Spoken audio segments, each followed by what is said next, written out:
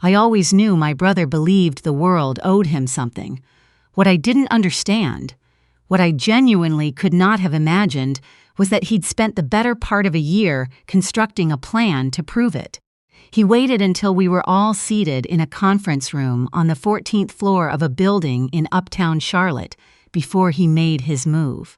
He reached into his briefcase, produced a manila envelope, and slid it to the center of the table with the calm of someone who had been rehearsing the gesture in his head for months. "Before we go any further," he said, "there's something this family needs to acknowledge." My mother was looking at the table. The estate lawyer reached, almost imperceptibly, for a different envelope, and I understood. Sitting across from my brother in a blazer, I'd pressed that morning because I thought it would help me feel steadier, that whatever he had planned, my father had already answered it. He just didn't know that yet. Growing up in Charlotte, in a brick colonial on Morrow Lane with a dogwood tree in the front yard that bloomed pink every spring, I learned early that families have invisible architecture. No one maps it out, nobody talks about it openly. But the structure is there. Who matters most, who gets the benefit of the doubt, whose failures get called character, and whose achievements get called luck. My brother occupied an entirely different floor than I did. Colton was 5 years older and had a quality I never fully understood. A magnetism that didn't seem earned so much as assumed. He walked into rooms, and people turned toward him the way plants turn toward light. My mother did this without seeming to notice she was doing. When Colton dropped out of his first semester at college to flip houses in a market he didn't understand, she called it bold. When he lost money he'd borrowed from our parents on that first deal, she called it a learning experience. When he finally landed his first real commission at 26, she threw him a dinner party with people from church. When I graduated summa cum laude from UNC at 22, she sent a card with a gift card to a coffee shop inside and said she'd have loved to make the drive, but her knee had been acting up. She wrote a note on the card. I no longer remember what it said. I stopped keeping score around 14, not out of bitterness, more out of a kind of practical self-preservation. I learned to find my footing elsewhere, my books, my work ethic, my father. My father was harder to read than my mother, and I loved him for it. He wasn't effusive. He wasn't the kind of man who called just to hear himself talk. But he was consistent in the ways that accumulate over a lifetime and become, eventually, the whole thing. He drove to Raleigh when I moved into my first apartment and spent an entire Saturday assembling furniture without complaining. He texted me when a project I'd spent 6 months on finally launched. Not just congratulations, but a paragraph, something he'd actually read, something that showed he'd been paying attention. When I made lead editor at my marketing firm at 30, he took me out to dinner alone and ordered a bottle of wine I knew was too expensive for him. He said something that night I didn't understand until much later. "You've worked for everything you have," he told me. "I want you to remember that no matter what happens. It means something." I thought it was just a father being generous on a good evening. I didn't know he was already holding something he'd never told me. I didn't know the dinner was, in some way I wouldn't recognize until much later, a kind of preparation. He was diagnosed in December and gone by August. 8 months that went faster than anyone tells you grief goes, and slower than anything I'd ever lived through. The weeks after the funeral were when I first noticed something was wrong. My brother began appearing at the house constantly. This was unusual. Under ordinary circumstances, Colton visited our parents a handful of times a year. Holidays, birthdays when he remembered, occasionally when he needed something. After the funeral, he was there every weekend. He brought groceries. He offered to help manage things. He sat at the kitchen table with my mother for hours, reviewing documents I hadn't been shown, having conversations I wasn't invited into. I drove up from Raleigh twice in September. Both times, my brother was already there. Both times, he greeted me with a warmth that had something underneath it. Not hostility exactly, but a kind of watchful attention, like a man tracking the position of pieces on a board. I asked my mother once, gently, about the estate. She told me the attorney was handling everything. She said my father had wanted things to be simple and fair. She used the word fair the way someone does when they're not entirely sure it applies. I drove home from that second visit and sat in my car in the parking garage for a while before I could make myself go upstairs. Then I made 2 phone calls. The first was to a grief counselor a friend had recommended. The second was to an attorney named Priscilla, referred to me by a colleague who'd navigated a complicated family estate 2 years prior. Priscilla listened to my account for 20 minutes without interrupting. Then she said, "Your instincts brought you to me. That's usually enough. Let's figure out if they're right." They were right. The will reading was scheduled for a Thursday in November, 8 weeks after the funeral. I drove up the night before and stayed downtown rather than at the house. Something about the air in that house had changed, and I didn't trust myself to sleep in it. Priscilla met me in the lobby of Mr. Kavanaugh's building at 9 in the morning, and we rode the elevator up to 14 together. We chose seats by the window. My mother arrived first. She was wearing her good coat and clutching her purse with both hands, the way she grips things when she's bracing herself.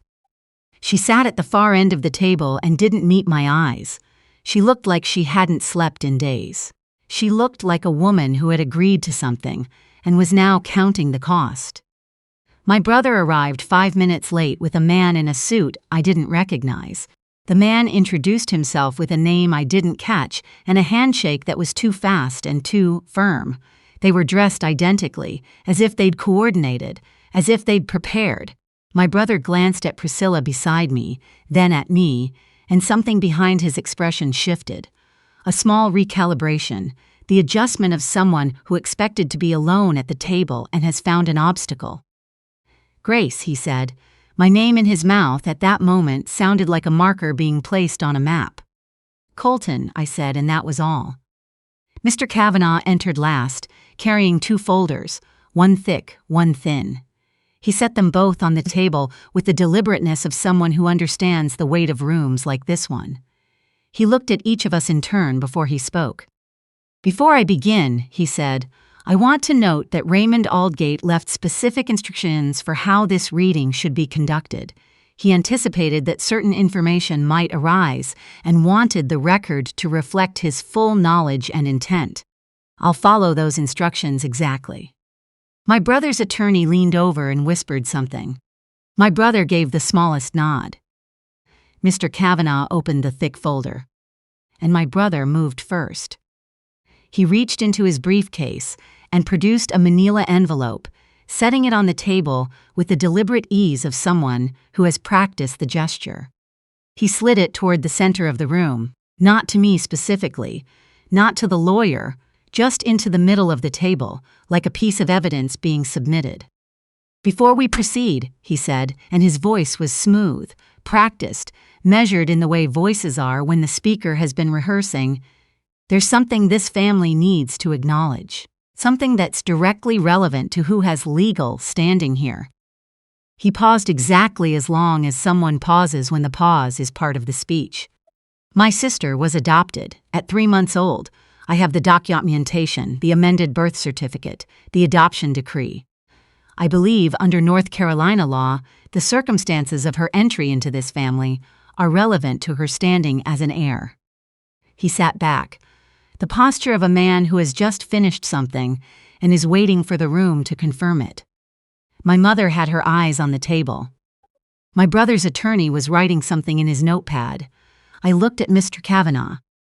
Mr. Kavanaugh looked back at my brother without expression. "I'm aware of Grace's adoption," he said without inflection. "Your father was also aware of it.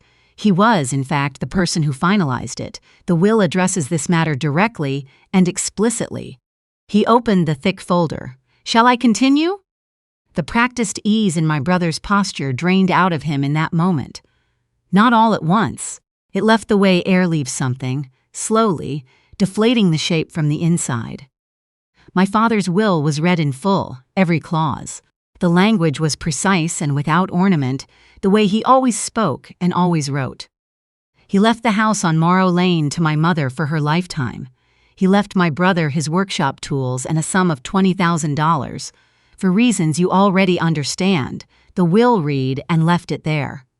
No further elaboration. Everything else, the retirement accounts, the investment holdings, the lake house 40 minutes north of the city, and all residual assets, he left to me. I have known since Grace was 4 months old that she is not my biological daughter, the will read. I have known this for every year of her life. I chose to adopt her with full knowledge of that fact.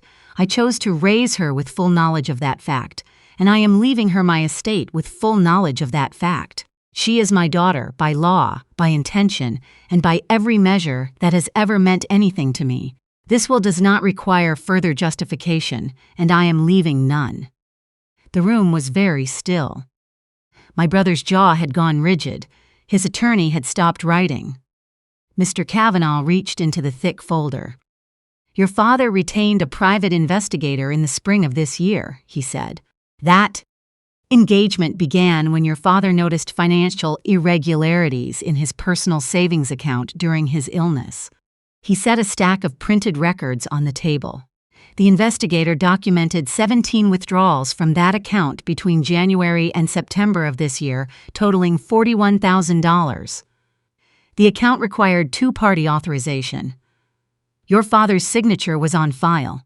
The second signatory was added to the account last December, at your father's request, to help manage household expenses during his treatment. He looked at my brother. The investigator's conclusion is that the withdrawals were not used for household expenses. My brother's attorney put down his pen. The investigation also documented 6 consultations between Colton and 2 estate attorneys in this city, beginning in February. Those consultations concerned the feasibility of challenging a will on grounds of biological parentage, and the legal options for disputing an heir's standing. Mr. Kavanaugh placed the final page on the table. Your father was informed of each of those meetings as they occurred. My brother said, "That's not, he gave me that money. He told me." The estate records reflect the funds as unauthorized withdrawals, Mr. Kavanaugh said, not harshly, just factually. Priscilla spoke from her seat beside me, quietly and clearly. The will includes a no-contest clause. Any challenge to the will's validity or to Grace's legal standing as an heir activates it. Colton's bequest is voided. The $41,000 converts to personal debt owed to the estate, with repayment terms set by the executor. Civil action is the alternative if repayment is not met. My brother's attorney leaned close and said something in a voice too low for me to hear. My brother shook his head once, sharply. His attorney said it again. "Don't," I heard finally, barely a word, just a sound. "There is nothing here to work with." My brother's face had gone the color of old paper. He was still looking at the records on the table, as if he could find something in them that hadn't already been accounted for. My mother had her eyes closed. Outside the window, 14 floors below, the city was having an ordinary Thursday morning. Then Mr. Kavanaugh reached for the thin envelope. It was cream-colored, my name written on the outside in my father's handwriting. He always pressed hard when he was being careful. The letters were deliberate, the way everything he did was deliberate when it mattered to him. Mr. Kavanaugh unfolded the single page inside and read it aloud. Grace, if you're sitting in that room right now, I imagine you've been trying very hard to hold yourself together. You have always been good at that, keeping steady in rooms where you felt like you were on the outside looking in. I need you to hear me clearly. You were never on the outside. You came to us in February, 4 months old, with a knit cap that was too big and kept sliding over your eyes. I held you for the first time in a hospital room that smelled like antiseptic and bad coffee, and you grabbed my finger, and that was the whole of it. That was every decision I ever made about you, made in about 10 seconds in a room that smelled like antiseptic. I know there are people in that room today who believe that what I'm about to leave you can be taken away from you. They cannot. You are my daughter. You have been my daughter through 31 years of ordinary Tuesdays and hard things and small moments that I hope you remember, And I am leaving you everything I built, not because of paperwork or biology or what anyone else in that room thinks you deserve, but because I know who you are. I watched you become her. I was paying attention the whole time. You have worked for every good thing in your life. Don't stop. And don't let anyone, not in that room, not anywhere else, convince you that what I built was not built for you. With love that doesn't need to explain itself, Dad. I pressed my fingers against the edge of the table and kept them there. My vision had gone blurry, and I was not going to cry in that conference room, but I stayed very still for a long moment and just breathed. When I looked up, my brother was staring at the envelope, not at me, not at Mr. Kavanaugh, at that small cream rectangle, as if he were only now understanding what it actually contained. Not a sum of money, not a legal clause.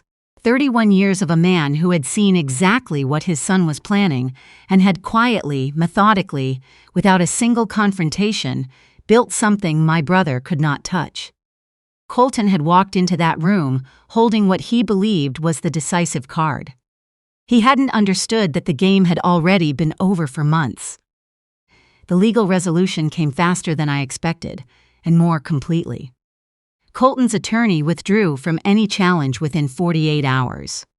With the no contest clause, the investigator's documentation, and a will that explicitly addressed every argument my brother had spent months preparing, there was nothing viable left to contest.